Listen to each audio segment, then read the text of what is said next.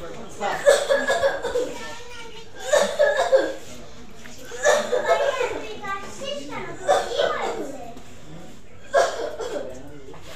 না শ্বাস নিতে খুব কষ্ট হয় রে। মা বাড়িতে মাটির চুলায় রান্না করে, পুরো ঘর ধোঁয়ায় ভরে যায়। মায়েরও শ্বাস নিতে অনেক কষ্ট হয়, রাতে ঠিকঠাক ঘুমাতেও পারি না। ধোঁয়া? কিসের ধোঁয়া? তোদের বাড়িতে তো ইলেকট্রিক চুলা থাকার কথা, তাই না? না রে, নেই। মাকে একবার বলেছিলাম, মা বললেন সেসব নাকি খুব ব্যয়বহুল। ধোঁয়া তো খুব বিপজ্জনক, ম্যাম কি জানেন? আসসালামু আলাইকুম ম্যাম। ওয়ালাইকুম আসসালাম। তোমরা কেমন আছো সবাই? আলহামদুলিল্লাহ। আপনি কেমন আছেন? হ্যাঁ, আমিও ভালো আছি। ও হ্যাঁ, আমি শুনলাম রুবাইয়া বলছে, রুবাইয়া তোমার নাকি শ্বাস নিতে খুব কষ্ট হয়? হ্যাঁ ম্যাম, অনেক কষ্ট হয়। ও হ্যাঁ, তো এটা ধোঁয়ার কারণে হতে পারে। তুমি জানো ধোঁয়া আমাদের শরীরে ধোঁয়ার ফলে ক্যান্সার, অ্যাজমা সহ বিভিন্ন ধরনের রোগ হতে পারে। এই ধোঁয়া শুধু তুমি মনে করো এই ধোঁয়া শুধু তোমারই ক্ষতি করে। এই ধোঁয়া আশেপাশের সকল বাড়ি অনেক ক্ষতি করে, আর এই ধোঁয়ার ফলে পৃথিবীর জলবায়ুর পরিবর্তন হয়। তাহলে ম্যাম আমাদের কি করা উচিত? রুবাইয়া, তোমার এবং তোমার মায়ের জন্য আমাদের স্বাস্থ্যকর পদ্ধতি বেছে নিতে হবে। আমাদের ইলেকট্রিক চুলা ব্যবহার করতে হবে। কিন্তু ম্যাম, ইলেকট্রিক চুলা কি খুব ব্যয়বহুল না?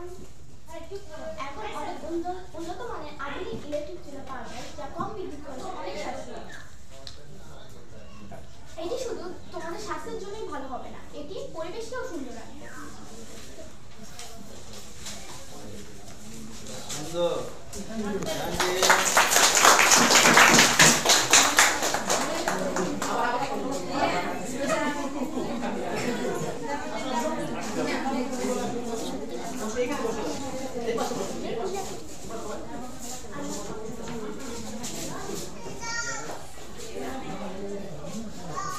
আজকে রুবাইয়া তার জীবনের একটি গুরুত্বপূর্ণ গল্প তোমাদের সাথে শেয়ার করতে চাই।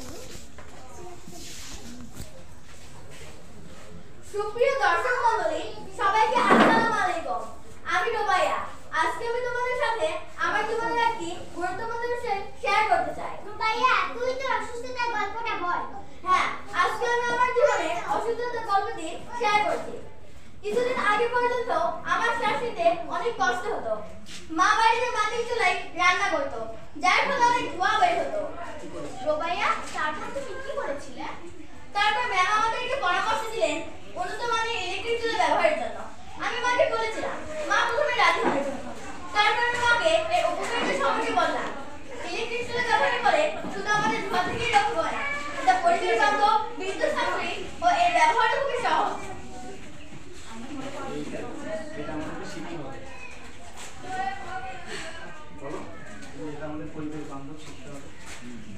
বলো, এটা আমাদের পরিবেশ বান্ধব শিখতে হবে। চুলার ব্যবহার শিখতে হবে। চুলার ব্যবহার শিখতে হবে। ওকে, নেক্সট পার্ট 3।